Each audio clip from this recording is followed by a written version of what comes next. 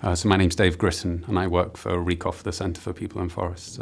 We're a capacity development organisation focusing on Southeast Asia and South Asia as well. So I coordinate the research at RECOFTC and also coordinate the Transforming Forest Conflicts thematic area.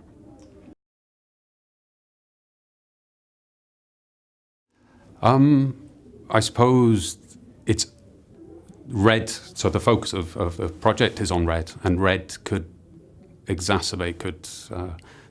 cause conflicts in forests in Southeast Asia, for example, for where we work. And so basically the project is trying to do research and trying to understand how REDD can have positive outcomes for communities instead of cause conflicts. So for RECOFTC, basically we understand that if an external actor, such as a company or government, come into a community, quite often they will cause conflict because they bring in their ideas or their needs.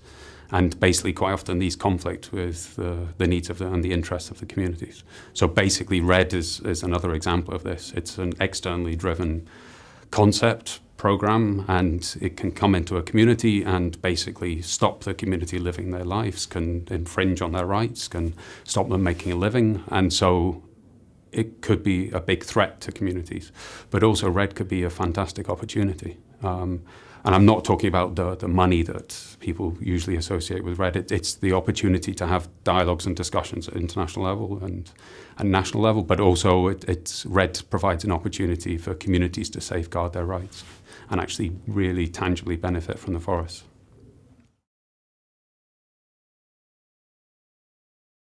So for us, we've been working in Nepal and Vietnam under the Cook Oil project, but we also other countries in Southeast Asia as well. So the project is Mexico, Nepal and Vietnam, but we have the opportunity, because we're a regional organisation, to actually use the learning from Vietnam and Nepal and actually scale that up to other countries in the region, such as Myanmar, Cambodia and Thailand as well. And the project's been a fantastic opportunity for us to take the learning, the research from Vietnam, Nepal primarily, but also from Mexico to a certain extent, and use that, for example, in our capacity development activities, such as trainings.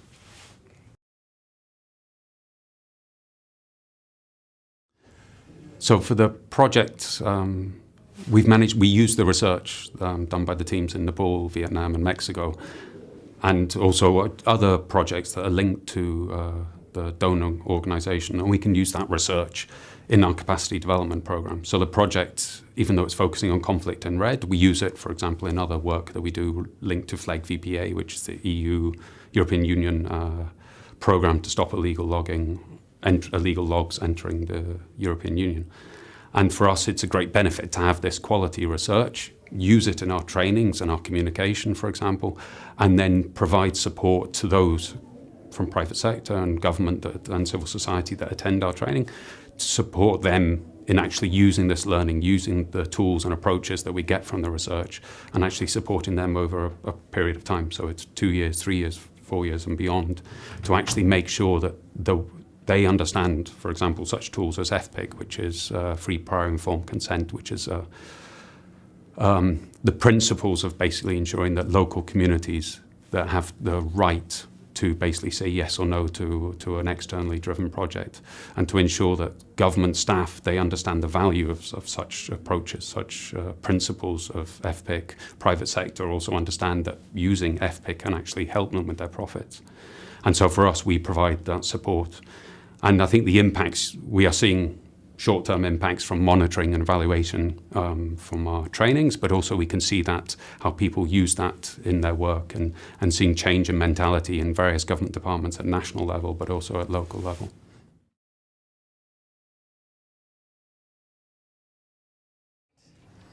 So the Cook Oil project has provided us with fantastic opportunities to integrate the learning, the research from the project in our programmatic work. So RECOFTC is involved in different multi-stakeholder processes, whether facilitating those processes, leading the processes, or as a participant. And one example is from Myanmar, where we co-facilitate the Community Forestry National Working Group. And the Community Forestry National Working Group in Myanmar basically is working to develop community forestry in a sustainable way in Myanmar, but also understand the risks and potential and opportunities that there are for community forestry in the country, including from such initiatives as REDD. And that we use the research, we translate the research, for example, from Nepal and Vietnam from the Kakor project, and we make that accessible. So in this case, we would share the research findings with the participants in the Community Forestry National Working Group, and then work with them to understand the risks, the potential risks that there are from REDD, for example, and also understand the opportunities that REDD can provide for community forestry in the country.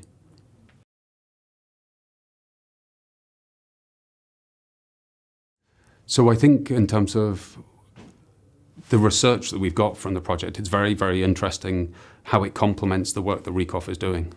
So for example, the work that we're doing on FPIC, so we're trying to mainstream FPIC, which is basically free, prior, informed consent, and it's basically ensuring that communities can say yes or no to a project, and an externally driven project. And for us, the research actually provides us with ideas and provides us with the resources and different communication tools and different approaches to actually communicate, whether in our trainings, but also whether in our other forms of communication, to ensure that basically the FPIC, people understand what FPIC is and understand how FPIC can be used and why it is valuable, and understand not that FPIC is something that you must do, that it's if you don't do, you're a bad person. Actually, the FPIC really, for the government, for private sector, it's something that really pays off. It's beneficial to them.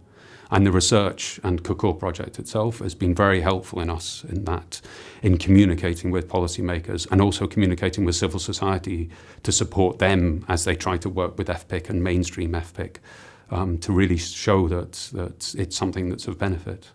And the second thing, I think, is also the way the research has been designed. The focus on gender issues is also very helpful. And I think the project, the Kakor projects and other projects that are funded by the same funding mechanism are very, very beneficial for that. Because in the region, we constantly struggle with different challenges for mainstreaming women's rights, for example, and ensure that gender issues are effectively addressed. And by having quality research that the project is doing, we can actually show, again, that it's valuable, that really actually addressing these gender issues really helps governments succeed in doing their work, for example, achieving the Sustainable Development Goals, but also provides tools and resources to civil society as well, which is also very, very important.